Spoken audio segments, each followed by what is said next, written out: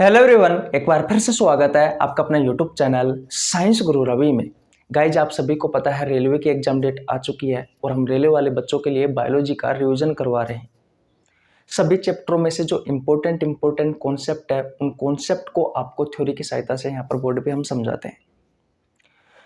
पिछले 3-4 दिनों से हम स्केलेटल सिस्टम अर्थात कंकाल तंत्र वाला चैप्टर पढ़ रहे थे, जिसमें मैंने आपको एक्सियल स्केलेटल सिस्टम के बारे में बताया, अपेंडिकुलर स्केलेटल सिस्टम के बारे में बताया, मसल्स के बारे में बताया, जॉइंट्स के बारे में बताया और भी बहुत सारी चीज़ों के बारे में बताया। आज हम एक नया चैप्टर शुरुआत कर रहे हैं। चैप्टर का नाम है ह्यूमन ब्लड, यानी कि मानव रक्त। और मानव रक्त में आज मैं आपको पढ़ाने वाला हूँ आरबीसी के बारे में। जैसे कि आरबीसी की खोज किसने की, आरबीसी की संख्या कितनी होती है, आरबीसी का पूरा नाम क्या है, आरबीसी का वैज्ञानिक नाम क्या है, आरबीसी का निर्माण कहाँ होता है, आरबीसी का आकार कितना होता है कि नहीं। संसार की सबसे बड़ी आरबीसी कौन सी है, संसार की सबसे छोटी आरबीसी कौन सी है, स्तनधारियों में सबसे बड़ी आरबीसी किसकी है, स्तनधारियों में सबसे छोटी आरबीसी किसकी है, आरबीसी की कमी से कौन सा रोग होता है, आरबीसी की अधिकता से कौन सा रोग होता है, आरबीसी का कार्य क्या है।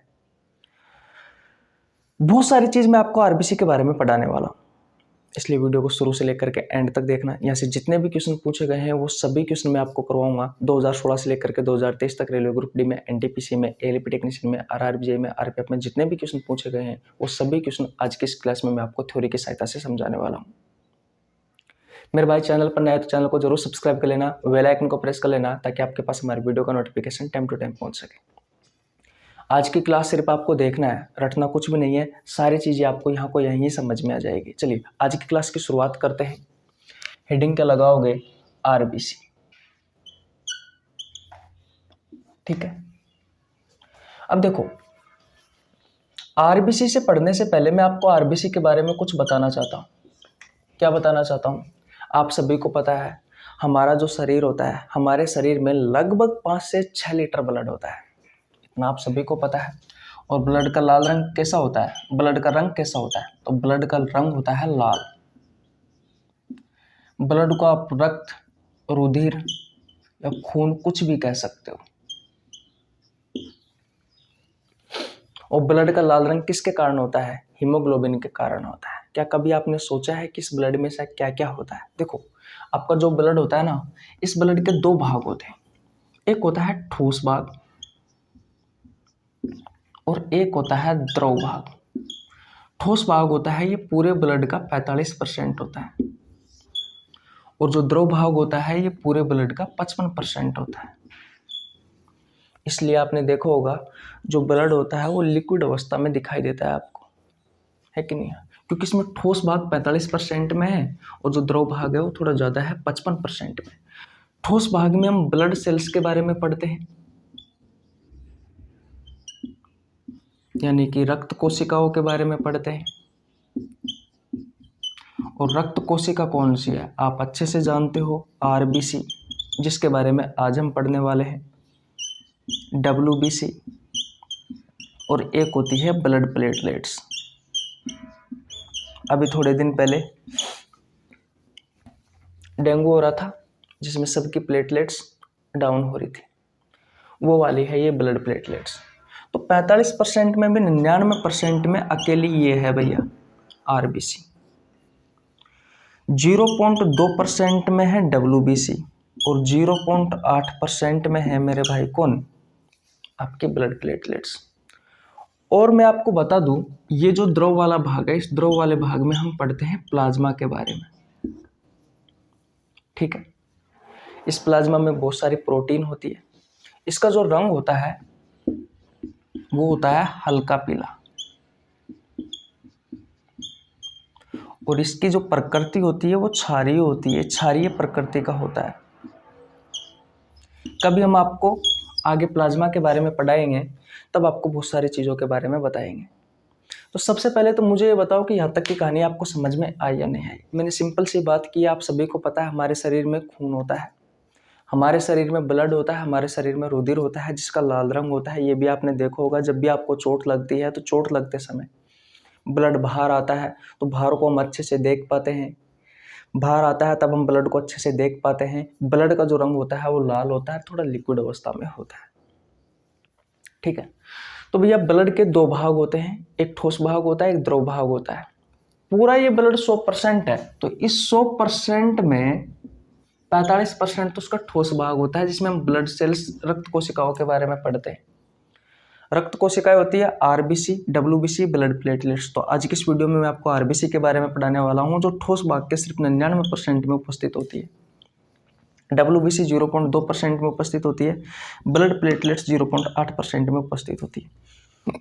ये द्रव भाग है भैया, जो पूरे ब्लड का 55% है। इसमें हम प्लाज्मा के बारे में पढ़ते हैं, जिसका रंग हल्का पीला होता है, इसकी प्रकृति क्षारीय होती है।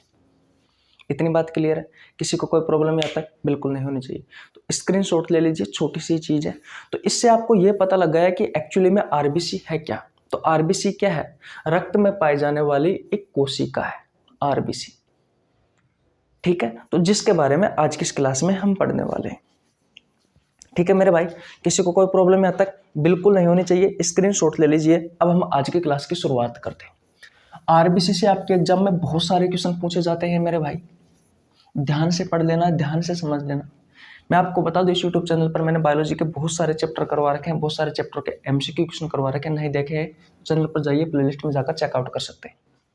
2016 से लेकर के 2023 तक रेलवे ग्रुप डी में, एनटीपीसी में, एलपी टेक्नीशियन में, आरआरबी जेईई में, आरपीएफ में जितने भी क्वेश्चन पूछे गए हैं, वो सभी क्वेश्चन मैंने बायोलॉजी के chapter wise Jan Shatabdi express batch में डाल रखे हैं। तो आपको नीचे लिंक डिस्क्रिप्शन में मिल जाएगा जन शताब्दी एक्सप्रेस बैच का, वहां जाकर के देख लीजिए। अभी आपके पास समय कम है, पर फिर भी आपको लगता है कि मुझे इस चैप्टर में डाउट है थोड़ा सा, तो वो देख लेना मेरे भाई। ठीक है, चल ठीक है। अब बात करते हैं आरबीसी के बारे में। तो आरबीसी ब्लड में पाई जाने वाली एक कोशिका है। सबसे पहले आपके एग्जाम में जो क्वेश्चन पूछा जाता है वो यही पूछा जाता है कि इस आरबीसी का पूरा नाम क्या होता है। तो आप में से कोई बता सकता है कि आरबीसी का पूरा नाम क्या होता है? कमेंट बॉक्स में बताइए। आरबीसी का पूरा नाम होता है मेरे भाई red blood cell. Red blood cells Hindi में कहा जाता है लाल रुधिर कोशिका, यानी कि वह कोशिका जो आपके रुधिर में पाई जाती है वो लाल रंग की है, वह कोशिका होती है मेरे भाई आरबीसी। किसी को प्रॉब्लम यहाँ तक? तो अगर आरबीसी का पूरा नाम पूछे तो रेड ब्लड सेल यानी कि लाल रुधिर कोशिका। देखो, इसका एक वैज्ञानिक नेम होता है, वैज्ञानिक नाम होता है, जिसके बारे में हरियाणा की जो फीमेल कांस्टेबल की एग्जाम होती है उसमें पूछा गया था। और वो नाम क्या है? तो वो नाम है भैया इरिथ्रोसाइट। इरिथ्रोसाइट। साइट का मतलब क्या होता है? साइट का मतलब होता है सेल, यानी कि कोशिका। ठीक है, और इरिथ्रो का मतलब क्या होता है? इरिथ्रो का मतलब होता है रेड, यानी कि लाल। तो वह कोशिका जो लाल रंग की है वो कौन सी है? वो है इरिथ्रोसाइट, यानी कि आरबीसी, जो आपके ब्लड में पाई जाती है। तो कभी कभी क्या होता है ना, आपके जो ऑप्शंस होते हैं वहां पर आरबीसी नहीं दिया जाता, वहां पर दिया जाता है ये इरिथ्रोसाइट। ठीक है, और इरिथ्रोसाइट अगर आप नाम याद नहीं रखते हैं तो आप या कंफ्यूज हो जाते हैं, फिर उस क्वेश्चन को गलत करके आते हैं। तो ये सिर्फ ये नहीं है कि आपको इसी तरीके से याद करना है कि ये एग्जाम में पूछा गया है, नहीं। इरिथ्रोसाइट कहीं पर भी आपको ऑप्शन में दे सकता है, किसी भी जगह पर। देखो होगा, जब भी हम ब्लड की जांच करवाते हैं तो वहां पर इरिथ्रोसाइट लिखा हुआ होता है मेरे भाई। कभी कभी आरबीसी भी लिख देता है, लेकिन ज्यादातर वो इरिथ्रोसाइट लिखता है। तो इरिथ्रोसाइट का मतलब क्या है? आरबीसी। वैसे ही डब्ल्यूबीसी का नाम होता है ल्यूकोसाइट, ब्लड प्लेटलेट्स का नाम होता है थ्रोम्बोसाइट। तो इन चीजों के बारे में आपको पता होना जरूरी है मेरे भाई। एक नॉर्मल इंसान को भी पता होना जरूरी है, और एक पढ़े लिखे वाले इंसान को तो जरूरी है भैया, क्योंकि हमारे एग्जाम में क्वेश्चन पूछे जाते हैं। तो आरबीसी का पूरा नाम होता है रेड ब्लड सेल, यानी कि लाल रुधिर कोशिकाएं, और जो इरिथ्रोसाइट है ये इसका वैज्ञानिक नाम है। ठीक है, तो इरिथ्रो का मतलब होता है, इरिथ्रो अगर बायोलॉजी में आपको कहीं भी दिखाई दे तो उसका मतलब समझ लेना कि लाल होता है, और साइट का मतलब होता है कोशिका। तो वह कोशिका जो लाल रंग की है आपके ब्लड में पाई जाती है वो कौन सी है? आरबीसी है मेरे भाई। तो बोलो, किसी को कोई प्रॉब्लम यहाँ तक बिल्कुल नहीं होनी चाहिए। अब देखो भैया, आगे चलते हैं, ध्यान से समझना मेरी बातों, बहुत ज्यादा इंपॉर्टेंट है। मैंने आपको जब ब्लड में ब्लड सेल्स के बारे में बताया तो मैंने आपको 3 ब्लड सेल बताई, एक आरबीसी, एक डब्ल्यूबीसी, एक ब्लड प्लेटलेट्स, तीनों ही बताई। तो अगर मैं मात्रा की बात करूं तो देखो मैंने आपसे कहा था कि आरबीसी जो होती है ना वो सबसे ज़्यादा होती है, उससे कम प्लेटलेट्स होती है और उससे कम डब्ल्यूबीसी होती है, क्योंकि मैंने आपको बताया था कि 99% में आरबीसी होती है कि नहीं है, और 0.8% में आपकी प्लेटलेट्स होती है कि नहीं है, और भैया 0.2% में क्या होती है, आपकी डब्ल्यूबीसी होती है। ठीक है, तो अगर आपसे क्वेश्चन पूछा जाए कि निम्न में से आपके ब्लड में सबसे ज़्यादा मात्रा में पाई जाने वाली कोशिका कौन सी है, तो आरबीसी अकेले 99% में होती है, और सबसे कम मात्रा में पाई जाने वाली कोशिका कौन सी है, डब्ल्यूबीसी होती है, जो कि होती है 0.2%। बोलो किसी को कोई प्रॉब्लम यहाँ तक? बिल्कुल नहीं होनी चाहिए। अब हम आकार के बारे में बात करें तो आकार में इसका विपरीत हो जाएगा मेरे भाई, आकार में इसका विपरीत हो जाएगा। तो सबसे बड़ी जो डब्ल्यूबीसी होती है ना, सबसे बड़ी आकार में जो कोशिका होती है वो डब्ल्यूबीसी होती है, उससे कम फिर प्लेटलेट्स होती है, और सबसे कम छोटी होती है, कहने का मतलब आरबीसी। तो आकार में सबसे बड़ी के बारे में आपसे पूछा जाए तो सबसे बड़ी कौन सी है, तो सबसे बड़ी है भैया डब्ल्यूबीसी, और सबसे छोटी कौन सी है, आरबीसी। सबसे छोटी कौन सी है, आरबीसी। तो यहाँ से 4 क्वेश्चन हो गए आपके कि ब्लड में सबसे ज़्यादा मात्रा में पाई जाने वाली कोशिका आरबीसी, सबसे कम मात्रा में पाई जाने वाली कोशिका डब्ल्यूबीसी। स्पष्ट रूप से देख सकते हो 99% है, 0.2% है। अगर आकार में पूछे तो आकार में सबसे बड़ी डब्ल्यूबीसी, आकार में सबसे छोटी आरबीसी। ठीक है, स्क्रीनशॉट ले लीजिए मेरे भाई। बताओ यहाँ तक को किसी को कोई प्रॉब्लम बिल्कुल नहीं होनी चाहिए। अब आपने एक चीज नोटिस की यहाँ पे कि हमारे पूरे ब्लड में जो सबसे ज्यादा मात्रा में पाई जाने वाली कोशिका है ना वो आरबीसी है, अकेले 99% है।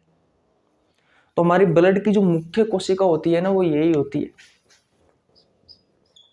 भाई। हमारे ब्लड की मुख्य कोशिका के बारे में बात करें तो ब्लड की जो मुख्य कोशिका होती है ना वो कौन सी होती है, आरबीसी। और इसी आरबीसी के पास क्या होता है, हीमोग्लोबिन। ये हीमोग्लोबिन आरबीसी को भी लाल रंग देता है, सबसे ज्यादा मात्रा में है। तो इसका मतलब यह है कि ब्लड का जो लाल रंग होगा वो किसके कारण होगा, हीमोग्लोबिन के कारण होगा। इस हीमोग्लोबिन को आप HB भी लिखते हो। ठीक है, तो इतनी बात समझ में आ गई। तो कभी आपसे पूछे कि भैया ब्लड की मुख्य कोशिका कौन सी है, तो ब्लड की मुख्य कोशिका कौन सी है मेरे भाई, हीमोग्लोबिन, सॉरी आरबीसी है। कौन सी है, आरबीसी। तो ये सिंपल सी चीज है। यहाँ से बहुत अच्छे अच्छे क्वेश्चन पूछे गए। देखो ये क्वेश्चन पूछा गया है कि आरबीसी का पूरा नाम क्या है, आरबीसी का वैज्ञानिक नाम से क्वेश्चन पूछा गया है। ब्लड में सबसे ज्यादा मात्रा में पाई जाने वाली कोशिका पूछी गई है, ब्लड में सबसे कम मात्रा में पाई जाने वाली कोशिका पूछी गई है। ये क्वेश्चन भी पूछा गया है कि आकार में सबसे बड़ी कोशिका कौन सी है जो ब्लड में है, तो सबसे बड़ी डब्ल्यूबीसी है। आकार में सबसे छोटी कोशिका कौन सी है जो ब्लड में है, आरबीसी है। आरबीसी ब्लड की मुख्य कोशिका कौन सी है, तो आरबीसी है। इतनी बात क्लियर, किसी को कोई प्रॉब्लम यहाँ तक बिल्कुल नहीं होनी चाहिए। ध्यान से समझना। अब हम बात करेंगे भैया आरबीसी की संख्या की। अब हम बात करने वाले हैं आरबीसी की संख्या की। आरबीसी की संख्या, आरबीसी की संख्या। तो याद रखना मेरे भाई, जो लड़के होते हैं इन लड़कों में आरबीसी की संख्या थोड़ी ज्यादा होती है। कितनी होती है, 5 से लेकर के 5.5 मिलियन प्रति माइक्रोलीटर ऑफ ब्लड, यानी कि प्रत्येक माइक्रोलीटर ब्लड में कितनी होती है, 5 से लेकर के 5.5 मिलियन होती है। 1 मिलियन में 10 लाख होता है, तो 50 से 55 लाख भी कह सकते हो आप। और जो लड़की होती है, इस लड़कियों में याद रखना मेरे भाई थोड़ी कम होती है। आप 4 से लेकर के 4.5 बता सकते हो।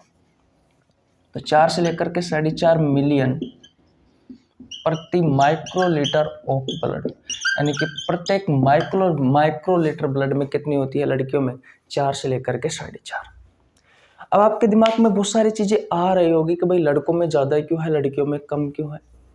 मैं आपको बता दूं, जो डब्ल्यूबीसी होती है और जो ब्लड प्लेटलेट्स होती है वो लड़कियों व लड़कियों में समान होती है, लेकिन जो आरबीसी होती है ये आरबीसी में थोड़ा सा फर्क रहता है भैया। कितना फर्क है आप देख सकते हो कि लड़कों में 5 से लेकर के 5.5 मिलियन प्रति माइक्रोलीटर ऑफ ब्लड, यानी कि प्रत्येक माइक्रोलीटर ब्लड में 5 से लेकर के 5.5 मिलियन होती है भैया आरबीसी की संख्या। और लड़कियों में प्रत्येक माइक्रोलीटर में 4 से लेकर के 4.5 मिलियन होती है मेरे भाई। क्यों होती है? क्योंकि आप सभी को पता है मेंस्ट्रुअल साइकिल होता है लड़कियों में हर माह किशोरावस्था के पश्चात, जो कि 50 से 55 साल या 60 साल उम्र तक चलता रहता है। एक रीजन तो ये है। दूसरा, नेचुरली रूप में, नेचुरल तरीके से भी भैया संख्या कम होती है शुरुआत से ही भैया लड़कियों में। तो ये 2 रीजन हो सकते हैं। इतनी बात क्लियर है? किसी को कोई प्रॉब्लम यहाँ तक बिल्कुल नहीं होनी चाहिए। लेकिन अब मैं जो आपको क्वेश्चन बताने वाला हूं मेरे भाई, उस क्वेश्चन को ध्यान से समझना है, क्योंकि यहाँ से आपके एग्जाम में 100 में से 100% क्वेश्चन पूछा जाता है। क्या जो मैं लाइन लिखने वाला हूं वो समझ में आ जाए तो वीडियो को लाइक कर दे रहा मेरे भाई। जो मैं लाइन लिखने वाला हूं अगर ये लाइन समझ में आ जाए तो मेरे भाई वीडियो को लाइक कर देना, क्योंकि यहां से ना जाने कितनी बार रेलवे में क्वेश्चन पूछे गए। क्वेश्चन है कि स्तनधारी जो होते हैं ना, उन स्तनधारियों की जो आरबीसी होती है, इस आरबीसी में केंद्रक नहीं पाया जाता, केंद्रक नहीं पाया जाता। लेकिन भैया कुछ अपवाद है, अपवाद है भैया, कुछ अपवाद है। और अपवाद में आप देखते हो तो जैसे कि ऊंट है, लामा है और जिराफ, ये कुछ ऐसे स्तनधारी है जिनकी आरबीसी, अब स्तनधारी तो जानते हो ना कि ये भी बताना पड़ेगा। तो कुछ ऐसे स्तनधारी है जिनकी आरबीसी में केंद्रक पाया जाता है, जैसे कि है ऊंट, लामा, जिराफ। गूगल पर सर्च करके देख लेना लामा क्या होता है, आपको पता लग जाएगा। बर्फीले क्षेत्रों में पाया जाता है, पहाड़ी क्षेत्रों में, शायद पहाड़ी क्षेत्रों में या बर्फीले क्षेत्रों में कुछ ऐसा पाया जाता है। ऊंट, लामा और जिराफ, ऊंट और जिराफ के बारे में तो आप जानते हो। तो इनकी आरबीसी में केंद्रक पाया जाता है। वैसे और देखा जाए ये अपवाद है, वैसे स्तनधारियों के आरबीसी में केंद्रक नहीं पाया जाता, लेकिन ये अपवाद है। ऊंट, लामा, जिराफ, इनके आरबीसी में केंद्रक पाया जाता है। ये इंपॉर्टेंट है, तो आपसे क्वेश्चन पूछा जाता है कि निम्न में से किसकी आरबीसी में, निम्न में से किस स्तनधारी की आरबीसी में केंद्रक पाया जाता है? तो ऊंट, लामा, जिराफ, वैसे स्तनधारियों के आरबीसी में केंद्रक नहीं पाया जाता। इसके अलावा यह भी याद रखना है कि जो माइटोकॉन्ड्रिया होती है, जो स्तनधारी होते हैं, तो स्तनधारियों में या स्तनधारियों की जो आरबीसी होती है,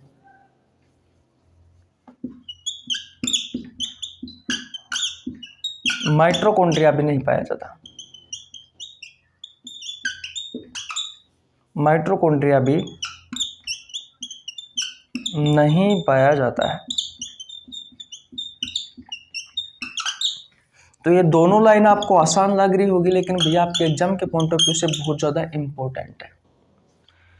जब मैंने जनशताब्दी एक्सप्रेस बैच में ह्यूमन ब्लड से क्वेश्चन करवाए थे तो लगभग 3 से 4 क्वेश्चन इस जगह से करवाए थे भैया, जो आपसे अलग अलग एग्जाम में पूछे गए हैं, जैसे कि रेलवे ग्रुप डी में, एनटीपीसी में, एलपी टेक्नीशियन में। ठीक है, तो पहली चीज आपको क्या याद रखनी है, स्तनधारियों के आरबीसी में केंद्रक नहीं पाया जाता, लेकिन कुछ अपवाद है। ऊंट, लामा, जिराफ, इनके आरबीसी में केंद्रक पाया जाता है। हाँ, इतना याद रखना है कि स्तनधारियों की जो आरबीसी होती है उसमें माइटोकॉन्ड्रिया नहीं पाया जाता। इतनी बात क्लियर है नहीं है? सबसे पहले मुझे बताओ, मैंने अब तक आपको ज्यादा कुछ नहीं पढ़ाया है, सिर्फ छोटी छोटी सी चीजें बताई है। मैं आपको एक बार फिर से रिवीजन करवा देता हूँ, उसके बाद में हम आगे बढ़ेंगे। सबसे पहले मैंने आपको बताया कि आपके शरीर में ब्लड होता है लगभग 5 से 6 लीटर। देखा होगा जब चोट लगती है तो बाहर आता है, जिसका रंग लाल होता है। किसके कारण होता है? हीमोग्लोबिन के कारण होता है। इस ब्लड को 2 भागों में तोड़ा था मैंने, एक ठोस भाग था, एक द्रव भाग था। जो ठोस भाग था वो 45% था, जिसमें हमने ब्लड सेल्स यानी कि रक्त कोशिकाओं के बारे में पढ़ा, आरबीसी, डब्ल्यूबीसी, ब्लड प्लेटलेट्स। जो ठोस भाग था उसमें हमने प्लाज्मा के बारे में पढ़ा, जिसका रंग हल्का पीला था और इसकी प्रकृति क्षारीय थी। आया कुछ याद? आरबीसी के बारे में मैंने आपको बताया था कि 99% है, ब्लड प्लेटलेट्स के बारे में मैंने बताया 0.8% है, और डब्ल्यूबीसी के बारे में मैंने आपको बताया 0.2% होती है। फिर हमने आरबीसी की शुरुआत की थी, तो आरबीसी का पूरा नाम रेड ब्लड सेल होता है। लाल रुधिर कोशिका यानी कि वह कोशिका जो आपके रुधिर में है, लाल रंग की है, वह कोशिका होती है आपकी आरबीसी। इरिथ्रोसाइटिस का वैज्ञानिक नाम था।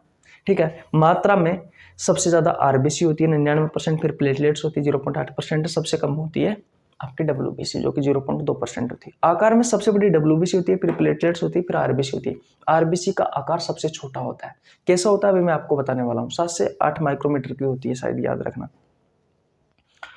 ब्लड की जो मुख्य कोशिका होती है वो आरबीसी होती है। आरबीसी में हीमोग्लोबिन उपस्थित होता है, जिसके कारण आरबीसी का और ब्लड का रंग क्या होता है? लाल होता है। आरबीसी किस्म के लड़कों में 5 से 5.5 मिलियन प्रति माइक्रोलीटर ऑफ ब्लड होती है, यानी कि प्रत्येक माइक्रोलीटर ब्लड में 5 से 5.5 मिलियन होती है, और लड़कियों में 4 से 4.5 मिलियन होती है।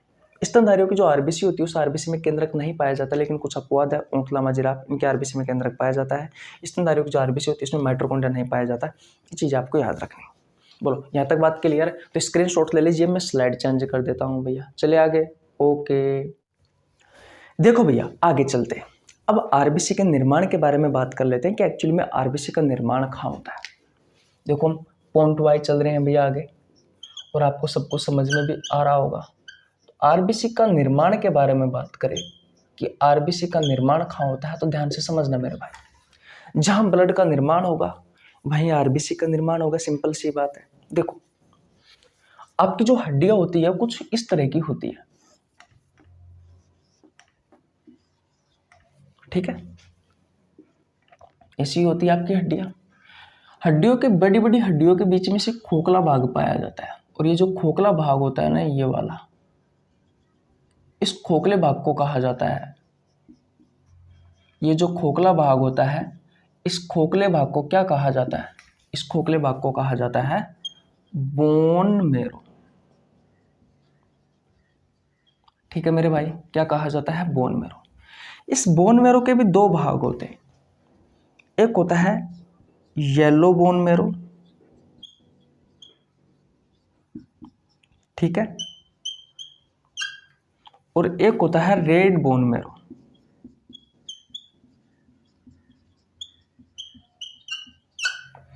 लाल अस्थि मज्जा कहा जाता है हिंदी में,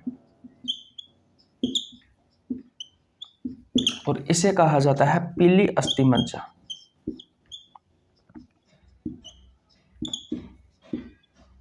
तो अगर आपसे क्वेश्चन पूछा जाए कि भैया आरबीसी का निर्माण कहाँ होता है, तो आरबीसी का निर्माण होता है यहाँ पर। कहाँ पर? रेड बोन मेरो में, लाल अस्थि मज्जा में। अब आप सोच रहे होंगे कि भैया निर्माण जब इस खोखले भाग में होता है तो फिर ये ब्लड बाहर कैसे निकलता है? तो मैं आपको बता दूं, हड्डियों में छोटे छोटे छिद्र पाए जाते हैं, छोटे छोटे पोर्स पाए जाते हैं, छिद्र पाए जाते हैं। तो इनकी सहायता से ये ब्लड जो होता है वो बाहर निकलता है मेरे भाई। इतनी बात क्लियर है? किसी को प्रॉब्लम यहाँ तक? बिल्कुल नहीं होनी चाहिए। तो अगर आपसे पूछे कि आरबीसी का निर्माण कहाँ हुआ है, तो रेड बोन मेरो यानी कि लाल अस्थि मज्जा में। और अगर आपसे डब्ल्यूबीसी के बारे में पूछा जाए, प्लेटलेट्स के बारे में पूछा जाए, प्लाज्मा के बारे में पूछा जाए, तो इनका निर्माण कहाँ होता है? इनका निर्माण होता है येलो बोन मेरो में। बोलो, किसी को कोई प्रॉब्लम यहाँ तक? बिल्कुल नहीं होनी चाहिए। एक छोटा सा कॉन्सेप्ट था, आरबीसी का निर्माण कहाँ होता है। सिंपल सी बात, आपकी हड्डियों में होता है, बोन्स में होता है। हड्डियों के बीच में खोखला भाग होता है, उस खोखले भाग को बोन मेरो कहा जाता है। ये बोन मेरो के भी दो भाग होते हैं, एक येलो बोन मेरो होता है, एक रेड बोन मेरो होता है। जो रेड बोन मेरो यानी कि लाल अस्थि मज्जा होता है, उसमें आरबीसी का निर्माण होता है। डब्ल्यूबीसी, प्लेटलेट्स और प्लाज्मा का जो निर्माण होता है वो येलो बोन मेरो में होता है। इतनी बात क्लियर है? आपसे क्वेश्चन पूछा जाता है आगे भैया, सेकंड जो स्लाइड हमारी वो ये है कि भैया आरबीसी का जीवन काल कितना होता है? आरबीसी का जीवन काल, तो याद रखना, बहुत बार आपसे आपके एग्जाम में पूछा गया है। इसका जीवन काल होता है 120 दिन का। अब भाई आरबीसी का निर्माण भी होता रहता है हमारे शरीर में लगातार, और आरबीसी की मृत्यु भी होती रहती है। तो इसका जीवन काल कितना है? इसका जीवन काल है मेरे भाई 120 दिन। लेकिन इसकी मृत्यु कहाँ होती है, ये बड़ा इंपॉर्टेंट है। इसकी मृत्यु कहाँ होती है? तो मुख्य रूप से लीवर में, लीवर की कुपर कोशिका और स्प्लेन यानी कि पलहिया में। याद रखना, लीवर में कुपर कोशिका पाई जाती है, और कुपर कोशिकाओं के बारे में पूछा जाता है कि ये कुपर कोशिकाएं कहाँ पाई जाती है, तो याद रखना आपके लीवर में पाई जाती है कुपर कोशिका। दिख तो रहा है ना आपको? हाँ। तो लीवर की जो कुपर कोशिका होती है इसमें तो 1% आपके आरबीसी की मृत्यु होती है, और जो स्प्लेन, पलिया या तिल्ली भी कहा जाता है इसे, इसमें भैया 99% मृत्यु होती है। किसकी? आरबीसी की। किसकी? आरबीसी। तो इसे कहा जाता है मेरे भाई, इसे क्या कहा जाता है? इसे कहा जाता है आरबीसी का कब्रिस्तान। इसे क्या कहा जाता है? स्प्लेन को आरबीसी का कब्रिस्तान। इसे कहा जाता है ग्रेवयार्ड ऑफ आरबीसी।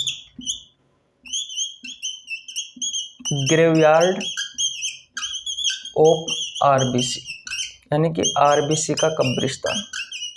तो आपके एग्जाम में बहुत बार पूछा गया क्वेश्चन है ये कि आरबीसी का कब्रिस्तान किसे कहा जाता है। तो आरबीसी का कब्रिस्तान कहा जाता है स्प्लेन पलिया को। क्यों कहा जाता है? जब किसी इंसान की डेथ होती है तो उसे कब्रिस्तान में ले जाया जाता है। वैसे ही आरबीसी की तो मृत्यु हुई है, तो आरबीसी की मृत्यु कहाँ हुई है? स्प्लेन पलिया में, लीवर में, है कि नहीं है? तो इसलिए हमने इसे क्या कहा, स्प्लेन को ग्रेवयार्ड ऑफ आरबीसी, यानी कि आरबीसी का कब्रिस्तान। तो आरबीसी का कब्रिस्तान किसे कहा जाता है? आरबीसी का कब्रिस्तान कहा जाता है स्प्लेन पलिया को, क्योंकि 99% मृत्यु इसकी यहीं होती है और 1% इसकी लीवर की जो कुपर कोशिका होती है उसमें होती है। ये कुपर कोशिका से आपके एग्जाम में क्वेश्चन पूछा गया, आगे भी पूछे जाने की संभावना है, तो ये चीजें याद रखनी है। ये कॉन्सेप्ट क्लियर है। आरबीसी का जीवन काल 120 दिन। आरबीसी की मृत्यु कहाँ होती है? 1% तो लीवर की कुपर कोशिकाओं में होती है और 99% स्प्लेन पलिया या तिल्ली में होती है कि नहीं है? इतनी बात क्लियर है। तो जहाँ मृत्यु होने के बाद में जहाँ ले जाया जाता है तो वही तो कब्रिस्तान होता है, कब्रिस्तान में ले जाया जाता है, आप सभी को पता है। इसलिए स्प्लीन या पलिया को क्या कहा हमने? ग्रेवयार्ड ऑफ आरबीसी, आरबीसी का कब्रिस्तान कहा है। ठीक है, मैं आपको बता दूं आरबीसी की मृत्यु के पश्चात इसका पुनर्निर्माण भी होता है। इसका पुनर्निर्माण भी होता है और पुनर्निर्माण कहाँ होता है? इसी स्प्लेन में, इसी पलिया में, जिसे आपने तिल्ली भी कहा। इसलिए जब मान लीजिए हमारे शरीर में आरबीसी की कमी हो गई, जब हमारे शरीर में आरबीसी की कमी हो गई तो हम आरबीसी कहाँ से लेंगे? इसी स्प्लेन से, इसी पलिया से, इसी तिल्ली से, क्योंकि भैया पुनर्निर्माण कहाँ हो रहा है? स्प्लेन में हो रहा है मेरे भाई पुनर्निर्माण कहाँ हो रहा है? स्प्लेन में हो रहा है, आपकी तिल्ली में हो रहा है, तो इसी से ही तो लेंगे हम। तो इसलिए कहा जाता है इसे blood bank of RBC, blood bank of human body, blood bank of human body, यानी कि मानव शरीर का ब्लड बैंक किसे कहा जाता है? तो स्प्लीन या पलिया को कहा जाता है। इतना आपको याद रखना है मेरे भाई, स्प्लीन या पलिया को कहा जाता है। बोलो ये कॉन्सेप्ट आपको समझ में आया नहीं आया? सबसे पहले मुझे ये बताओ, बस छोटी सी चीज है, मैंने ज्यादा कुछ नहीं कहा। आरबीसी का जीवन काल होता है 120 दिन। इसका निर्माण कहाँ हुआ है? रेड बोन मैरो में। इसकी मृत्यु कहाँ होती है? तो लीवर में की कुपर कोशिका होती है, उसमें 1% होती है, 99% होती है स्प्लीन या पलिया में। ठीक है, अब भैया मृत्यु इसमें हुई है तो इसलिए से हमने आरबीसी का कब्रिस्तान कह दिया। लेकिन इसी स्प्लेन में जहाँ पर इसकी मृत्यु होती है, इसी पलिया में, इसी तिल्ली में, इसका पुनर्निर्माण भी होता है भैया। इसलिए जब हमारे शरीर में आरबीसी की कमी होती है तो थोड़ी बहुत अगर आरबीसी की कमी हुई है तो हम किससे ले लेते हैं? स्प्लीन, पलिया या तिल्ली से ले लेते हैं। तो इसलिए हमने इसे क्या कह दिया? Blood bank of human body कह दिया, यानी कि हमारे शरीर का ब्लड बैंक कह दिया। बोलो इतनी बात क्लियर है या नहीं है? ये कॉन्सेप्ट आपको समझ में आया नहीं है? सबसे पहले मुझे बताओ, आ गया? आ गया भाई। अब देखो आरबीसी का आकार कितना होता है? आरबीसी का आकार कैसा होता है? तो आरबीसी का जो आकार होता है ना वो होता है बाइकोनकेव, द्विअवतलाकार होता है। कैसा होता है? द्विअवतलाकार होता है। तो आरबीसी का आकार कैसे हो गया? आरबीसी का आकार होता है बाइकोनकेव, यानी कि द्विअवतलाकार। बोलो मेरे भाई, किसी को कोई प्रॉब्लम? आरबीसी का आकार कैसा होता है? द्विअवतलाकार होता है। याद रखना मेरे भाई, 7 से 8 माइक्रोमीटर इसका आकार होता है।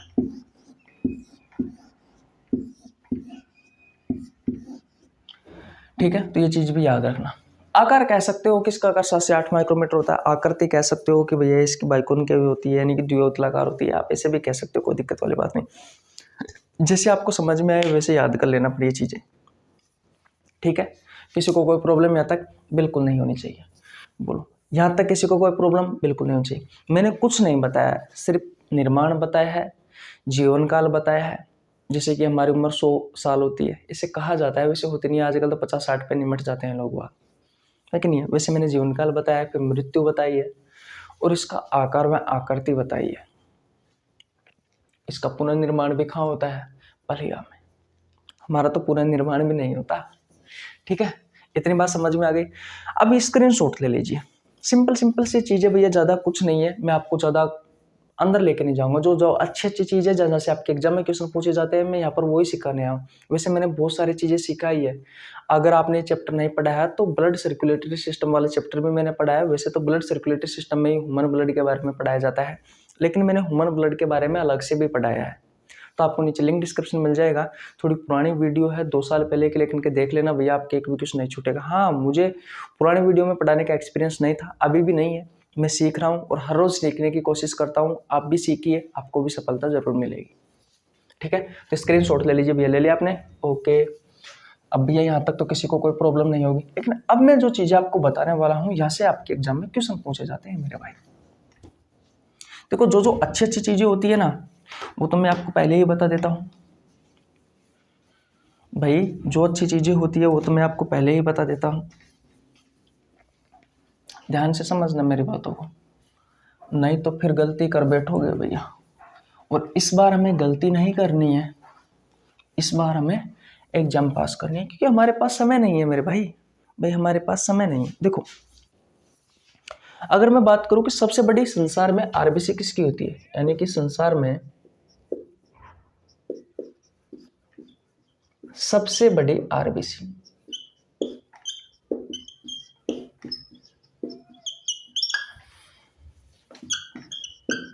एमिफ्यूमा।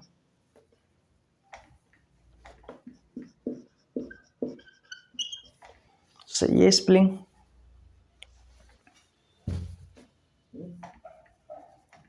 एमिफ्यूमा, ये एक उभयचर है भैया, ये एक उभयचर है एमिफ्यूमा। ठीक है, तो इसकी होती है भैया,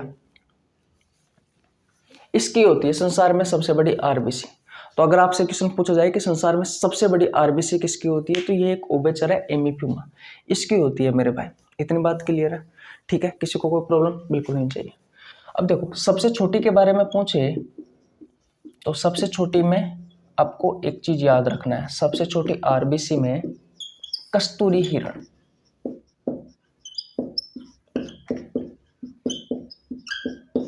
ठीक है, अगर आपसे स्तनधारियों के बारे में पूछे कि स्तनधारियों में सबसे बड़ी आरबीसी, देखो ये चीजें रटने वाली है मेरे भाई, इसमें तो मैं कुछ नहीं कर सकता। ये चीजें है तो है, हाथी की होती है, लेकिन जो चीजें समझाने वाली है उन चीजों को मैं अच्छे से समझा रहा हूं आपको। और जो सबसे छोटी आरबीसी है वो किसकी है? वो कस्तूरी हिरण की है भैया। ठीक है, तो ये 4 पॉइंट आपके एग्जाम में पूछे जा सकते हैं कि संसार में सबसे बड़ी आरबीसी एमिफ्यूमा, एक उभयचर है, सबसे छोटी आरबीसी कस्तूरी हिरण की, स्तनधारियों में सबसे बड़ी आरबीसी हाथी की होती है और सबसे छोटी आरबीसी कस्तूरी हिरण की होती है। बोलो, यहाँ तक बात आपको क्लियर है नहीं है? सबसे पहले मुझे बताओ। अब देखो, आरबीसी के कार्य के बारे में आपसे क्वेश्चन पूछा जाता है कि भैया आरबीसी का कार्य क्या है। ध्यान से समझ लेना मेरी बातों को। तो आरबीसी का कार्य होता है ऑक्सीजन और जो कार्बन डाइऑक्साइड गैस होती है इसका परिवहन करना। सिंपल भाषा में बता रहा हूं, ज्यादा समय नहीं लूंगा, 1 से 1.5 मिनट लूंगा, लेकिन 1 से 1.5 मिनट में आपको सारी कहानी समझ में आ जाएगी। ध्यान से समझ लेना। आज तक आपको यही लगता है कि आरबीसी का कार्य होता है सिर्फ ऑक्सीजन का परिवहन करना, लेकिन ऐसा नहीं है भैया। ये ऑक्सीजन का परिवहन नहीं करता, साथ ही साथ में कार्बन डाइऑक्साइड का परिवहन भी करता है। लेकिन अगर आपसे पूछा जाए तो ऑक्सीजन का परिवहन जो करता है ना, वो 100% करता है। कौन? आरबीसी। और जो कार्बन डाइऑक्साइड होता है ना, इसका परिवहन करता है 75% में। याद रखना, ऑक्सीजन। अब देखो, ये परिवहन किसके साथ में जुड़ता है? आरबीसी में क्या पाया जाता है? हीमोग्लोबिन, है कि नहीं? तो हीमोग्लोबिन के साथ ही भैया ये गैसें जुड़ करके आपकी कोशिकाओं के पास पहुंचती है। इनका जो परिवहन होता है वो हीमोग्लोबिन ही करता है, क्योंकि हीमोग्लोबिन किस में पाया जाता है? आरबीसी में। तो जो कार्य हीमोग्लोबिन का होगा वही आपका आरबीसी का होगा। तो हीमोग्लोबिन जब ऑक्सीजन के साथ जुड़ेगी तो क्या बनाएगी? HbO2, है कि नहीं है? तो इसे क्या कहा जाता है? Oxy haemoglobin. इसे क्या कहा जाता है? Oxy haemoglobin.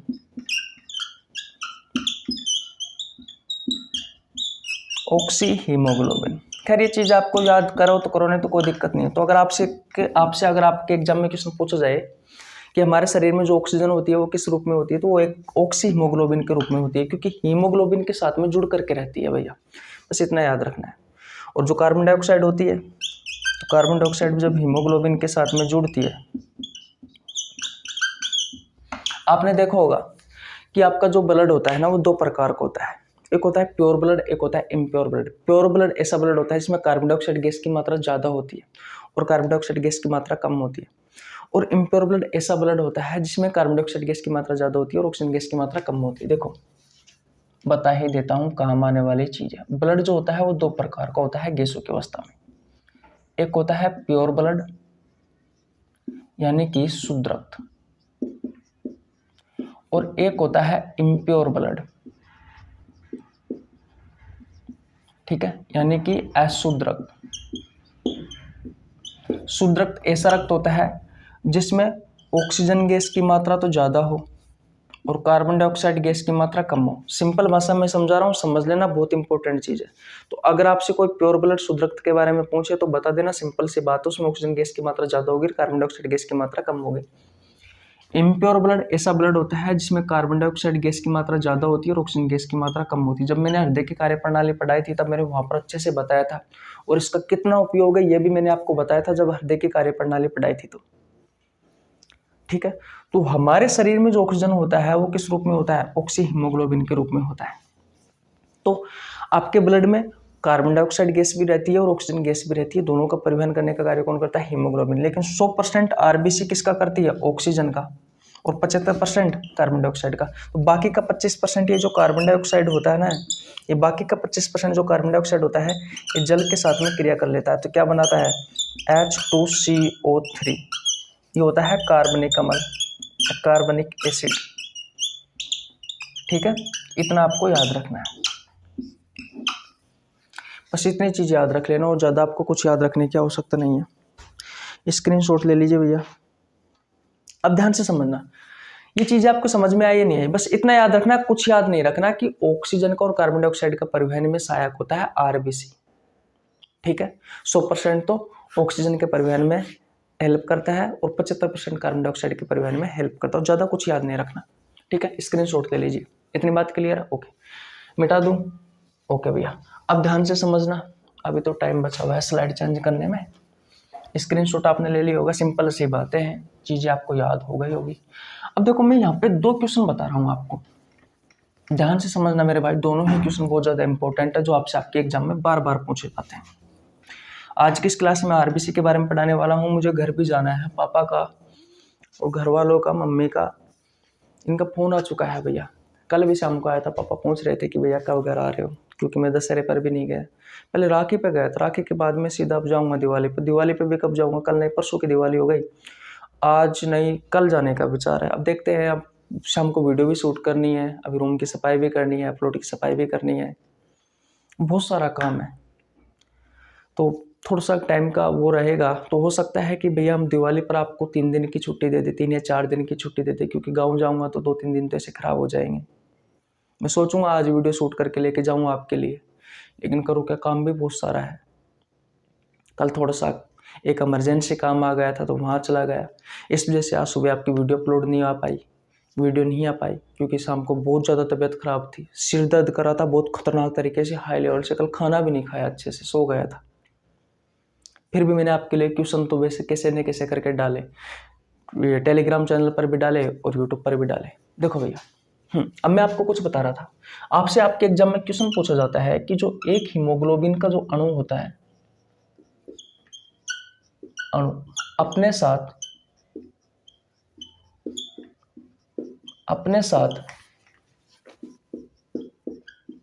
कितने ऑक्सीजन के अणुओं को लेकर के जाता है, अणुओं को लेकर जाता है। देखो हम सिंपल भाषा में पढ़ रहे हैं, ज़्यादा आपको कुछ पढ़ने की आवश्यकता नहीं। तो याद रखना, एक हीमोग्लोबिन का जो अणु होता है ना, वो अपने साथ 4 ऑक्सीजन के अणुओं को लेकर के जाता है। इसका आंसर क्या हो जाएगा, 4 हो जाएगा। अपने साथ कितने ऑक्सीजन के अणुओं को लेकर के जाता है, 4 ऑक्सीजन के अणुओं को लेकर के जाता है। इतना आपको याद रखना है, ठीक है। कितने ऑक्सीजन के अणुओं को लेकर के जाता है? तो 4 ऑक्सीजन के अणुओं को लेकर के जाता है मेरे भाई, इतना आपको याद रखना है, मैंने आपको बना दिया। याद रखना एक चीज बहुत ज्यादा इंपॉर्टेंट है कि रुधिर में सबसे ज्यादा घुलनशील गैस कौन सी है? भाई आपका जो रुधिर होता है, इस रुधिर में सबसे ज्यादा घुलनशील गैस कौन सी है? सबसे ज्यादा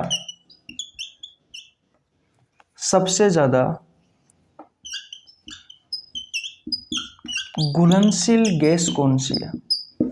तो याद रखना मेरे भाई, कार्बन मोनोऑक्साइड सबसे ज्यादा घुलती है, उसके बाद में ऑक्सीजन घुलती है और उसके बाद में कार्बन डाइऑक्साइड घुलती है। यहाँ से भी आपके एग्जाम में क्वेश्चन पूछा गया है, ये तो ना जाने कितनी बार पूछा गया है, ये भी आपसे आपके एग्जाम में पूछा गया है।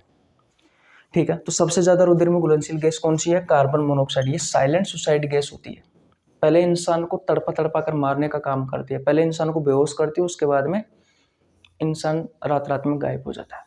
सर्दियों के दिनों स्टार्ट हो गए हैं, आप सभी को पता है, अभी सर्दी के दिन अभी स्टार्ट हो चुके हैं। और एक क्वेश्चन यहाँ से बहुत ज़्यादा क्वेश्चन पूछा जाता है। सर्दियों के दिनों में क्या होते हैं कि जो लोग वाग होते हैं, जो बंद कमरा होता है, उस बंद कमरे में अंगीठी जला करके सो जाते हैं, तो सुबह उठते हैं तो उनकी मृत्यु हो जाती है। वो मृत्यु क्यों होती है, तो उसका रीजन मैं आज आपको बताता हूँ। तो आपसे आपके एग्जाम में क्वेश्चन पूछा जाता है कि बंद कमरे में अंगीठी जलाकर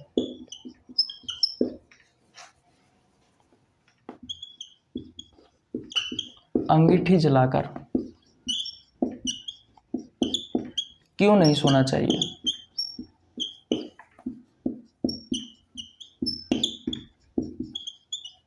देखो, अंगीठी जो होती है ना, अंगूठी, कोयला वगैरह जलाया जाता है बंद कमरे में, उसे अंगीठी कहा जाता है। तो जो अंगीठी होती है ना, इस अंगीठी में क्या होता है?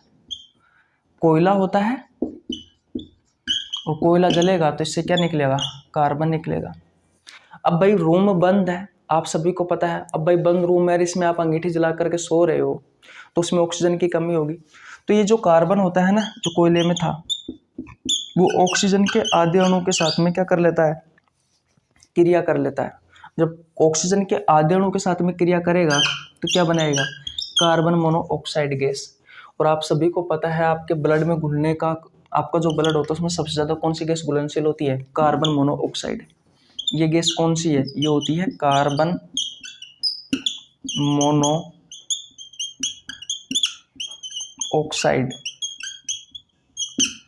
और ये ब्लड में सबसे ज्यादा घुलती है। तो ये तो आपको पता होगा कि हमारी कोशिका जो होती है, इन कोशिकाओं के पास में ग्लूकोज होता है C6H12O6। इस ग्लूकोज को तोड़ने के लिए ऑक्सीजन की आवश्यकता होती है, तब जाकर के कार्बन डाइऑक्साइड, जल और हमारे शरीर में ऊर्जा बनती है। और जो ऊर्जा बनती है वो ATP के रूप में बनती है। इस ऊर्जा को हमारे शरीर के सेल टिश्यू ऑर्गन्स ग्रहण करते रहते हैं, और जिससे हमारे शरीर में एनर्जी आती रहती है, हमारा शरीर लगातार कार्य करता रहता है। मैं स्लाइड चेंज कर देता हूँ। तो इतनी बात आपको समझ में आ गई कि हमारी जो कोशिका होती है, उन कोशिकाओं के पास ग्लूकोज होता है। वे ग्लूकोज कहाँ से आया? ये भोजन से आया है। ठीक है, पाचन तंत्र में मैंने आपको बहुत अच्छे से पढ़ाया था। और इस रिएक्शन के बारे में हम किस में पढ़ाते हैं? रेस्पिरेटरी सिस्टम वाले चैप्टर में पढ़ाते हैं। तो कोशिकाओं के पास ग्लूकोज होता है, ग्लूकोज को तोड़ने के लिए ऑक्सीजन की जरूरी है। तो ग्लूकोज को तोड़ने के लिए ऑक्सीजन जरूरी है, तो ग्लूकोज को ऑक्सीजन की उपस्थिति में तोड़ा जाता है। ग्लूकोज का सूत्र है भैया, ग्लूकोज का। तो ग्लूकोज को ऑक्सीजन की उपस्थिति में तोड़ा जाता है, तब जाकर के कार्बन डाइऑक्साइड, जल और ऊर्जा, और साथ ही साथ में कार्बन डाइऑक्साइड, जल और ऊर्जा का निर्माण होता है। ऊर्जा का निर्माण, हमारे शरीर में जो ऊर्जा बनती है वो ATP के रूप में बनती है। ATP के पूरा नाम भी आपसे आपके एग्जाम में पूछा जाता है, एडेनोसिन ट्राइफॉस्फेट। मैं लिख देता हूं, एडिनोसाइन ट्राइफॉस्फेट। कुछ भी लिखवा लो भैया, पर आपके एग्जाम में क्वेश्चन गलत नहीं होनी चाहिए आपके। ठीक है, इतनी बात क्लियर है। अब भैया ये ऑक्सीजन हमारी कोशिकाओं के पास कैसे पहुंचता है? तो ब्लड की सहायता से पहुंचता है। अब जैसे कि भैया बंद कमरा है, अब बंद कमरे में आपने अंगीठी जला ली, है कि नहीं है? उसमें कोयला है, कोयले से कार्बन निकल रहा है। अब बंद कमरे में तो ऑक्सीजन की कमी होगी भैया, तो ऑक्सीजन का आधा अणु जब कार्बन के साथ में क्रिया करता है तो कार्बन मोनोऑक्साइड गैस बनाता है, और ये कार्बन मोनोऑक्साइड ब्लड में घुलती है, और ब्लड में घुल करके हमारी कोशिकाओं के पास पहुंच जाती है। और कोशिकाओं में ग्लूकोज होता है, इस ग्लूकोज को तोड़ने के लिए ऑक्सीजन की आवश्यकता होती है, ना कि कार्बन डाइऑक्साइड की। तो ये ग्लूकोज नहीं टूटेगा, नहीं टूटेगा तो हमारे शरीर में एनर्जी नहीं बनेगी, एनर्जी नहीं बनेगी तो हमारा शरीर काम नहीं करेगा। तो कार्बन मोनोऑक्साइड को साइलेंट सुसाइड गैस भी कहा जाता है। पहले इंसान को ये बेहोश करती है, फिर इंसान में शरीर में एनर्जी कम हो जाती है और इंसान को तड़पा तड़पा कर मारने का काम करती है। यही कारण होता है कि बंद कमरे में कभी भी अंगीठी जला करके नहीं सोना चाहिए। तो आशा करता हूँ मैंने आपको बेहतर तरीके से समझाने की कोशिश की, आपको बेहतरीन तरीके से समझ में भी आया होगा। इतनी बात क्लियर है? स्क्रीनशॉट ले लीजिए। अब दो चीज़ है, आरबीसी की कमी से कौन सा रोग होगा और अधिकता से कौन सा रोग होगा। पहले ये स्क्रीनशॉट ले लीजिए। ले लिया? ओके, ध्यान से समझना मेरी बातों को भैया।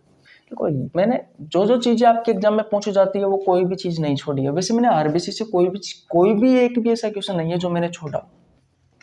जो आपके एग्जाम में पूछा जाता है वो सारी चीज़ें मैंने आपको बताई है। अगर आपको समझ में आ रहा है तो वीडियो को लाइक कर देना मेरे भाई। अब देखो समय तो देना पड़ता है, अगर आपको कोई चीज़ सीखनी है, कोई चीज़ पढ़नी है तो उसमें तो कोई दोहराने वाली बात नहीं है। सिंपल सी चीज़ है, आरबीसी की कमी से कौन सा रोग होता है? आरबीसी की कमी से रोग, तो कौन सा रोग होता है आरबीसी की कमी से? अरे भाई मैंने आपसे कहा है कि ये आरबीसी जो होती है ना, ये ब्लड की मुख्य कोशिका है। अगर हम कोशिकाओं के बारे में बात करें तो ये अकेले 99% में होती है। तो आपके शरीर में जब आरबीसी की कमी हो जाएगी तो खून की कमी होगी, और खून की कमी को क्या कहा जाता है? अनेमिया। क्या कहा जाता है? एनीमिया कहा जाता है, खून की कमी। ठीक है। और आरबीसी की अधिकता से क्या होगा भाई? आरबीसी की अधिकता से क्या होता है? तो आरबीसी की अधिकता से एक रोग होता है पॉलीसाइथेमिया। पॉलीसाइथेमिया याद रखना है। इस रोग में आरबीसी की संख्या अधिक हो जाती है, तो हमारे जो हाथ होते हैं ना वो बिल्कुल लाल हो जाते हैं, है कि नहीं है? और हाथों पर जो आरबीसी की संख्या अधिक हो जाती है तो बहुत ज़्यादा खुजली होती है, साथ ही साथ में काले धब्बे पड़ने लग जाते हैं आपकी स्किन पर। तो ये सिम्टम्स आपको देखने को मिलते हैं आरबीसी की अधिकता में। तो बस अब आरबीसी के बारे में जितनी भी जानकारी थी वो सभी जानकारी हमने आपको उपलब्ध करा दी है। पढ़ लेना, एक एक लाइन की चीज़ें हैं जितने भी। देखो मैंने डिटेल में आपको कोई भी ज़्यादा किसी भी चीज़ के बारे में ज़्यादा नहीं समझाया, मैंने सिर्फ आपको एग्जाम के देखते हुए आपका रिवीजन करवाया है। अगर आपको डिटेल में पढ़ना है, बहुत अच्छे से पढ़ना है, एक एक चीज़ के बारे में पढ़ना है, तो मैंने चैप्टर आपको बहुत अच्छे से करवा रखा है। वैसे मैंने कोई चीज़ छोड़ी नहीं है, बस समझाने में थोड़ा सा मैंने वो किया क्योंकि आपके पास समय कम है भैया, इस वजह से। लेकिन छूटा आपका कुछ भी नहीं है। आपके एग्जाम में आरबीसी से जितने भी क्वेश्चन पूछे गए हैं, कोई सा भी क्वेश्चन उठा करके देख लेना, जो मैंने पढ़ाया उसी में से ही आया है। अब ध्यान से समझना, अगर मैं आपसे फिर कह रहा हूँ रेलवे की तैयारी कर रहे हो, टेलीग्राम चैनल ज्वाइन नहीं किया तो टेलीग्राम चैनल जा करके ज्वाइन कर लेना, क्योंकि वहाँ मैं आपको रोज 15-20 क्वेश्चन की प्रैक्टिस करवाता हूँ भैया, जो आपके बायोलॉजी से क्वेश्चन पूछे गए हैं, चैप्टर वाइज और करवाता हूँ, और PDF भी वहीं उपलब्ध कराता हूँ मैं आपको। इसके अलावा यूट्यूब के कम्युनिटी पोस्ट में हर रोज 10 क्वेश्चन डालता हूँ। सुबह 4 बजे से हमारे क्वेश्चन स्टार्ट हो जाते हैं, रात को 10 बजे तक चलते हैं। कल मैंने आपको जोन संधियों से संबंधित क्वेश्चन डाले थे, 10 क्वेश्चन डाले थे भैया, बहुत ज़्यादा इंपॉर्टेंट है आपके एग्जाम के पॉइंट ऑफ व्यू से। जा करके देखना, मज़ा आ जाएगा। और इन क्वेश्चनों का आंसर दिया करो यार, आप दोगे तभी तो आपका रिवीजन होगा, तभी तो चीज़ें आपको याद रहेगी। जब तक आप आपके हाथों से कोई चीज़ नहीं लिखते हो तो वो चीज़ें आपको कम याद रहती है, हाथों से लिख लेते हो तो वो चीज़ें अच्छे से याद रह जाती है। इसलिए कहता हूँ टाइप किया करो, वो चीज़ें क्वेश्चन आपको दोनों ही याद हो जाएंगे। कोई नॉर्मल क्वेश्चन नहीं है, ऐसे क्वेश्चन है जो या तो आपसे आपकी प्रतियोगी परीक्षाओं में पहले पूछे गए या फिर आगे पूछे जाने की संभावना है। अगर आप हर रोज इन क्वेश्चनों का आंसर देते हो तो अच्छी बात है ना, आपकी प्रैक्टिस हो जाएगी। आपके पास समय भी कम है, मैथ, रीजनिंग और जीके वगैरह पढ़ लीजिए, फिजिक्स केमिस्ट्री पढ़ लीजिए। फिजिक्स में न्यूमेरिकल कर लेना भैया, और केमिस्ट्री में आवर्त सारणी देख लेना। आवर्त सारणी से बहुत ज़्यादा क्वेश्चन पूछे जाते हैं, फिजिक्स में बहुत अच्छे न्यूमेरिकल पूछे जाएंगे। NTPC वाले बायोलॉजी पढ़ो भैया, NTPC आपके ज़्यादा आएगी, ध्यान रखना इस बात का, ठीक है। तो भाई चैनल पर नए आए हो तो जरूर सब्सक्राइब कर लेना। एक क्लास में हो सकता है नेक्स्ट क्लास में मैं आपको WBC के बारे में पढ़ा दूँ, या फिर प्लेटलेट्स के बारे में पढ़ा दूँ, प्लाज्मा के बारे में भी पढ़ाने वाला हूँ, हीमोग्लोबिन के बारे में भी पढ़ाने वाला हूँ। इन सारी चीज़ों के बारे में पढ़ाएंगे, कोई दिक्कत नहीं है, बस जुड़े रहिए हमारे साथ, आपको मज़ा आ जाएगा। मिलते हैं नेक्स्ट वीडियो में, तब तक के लिए जय हिंद, जय भारत, राम राम।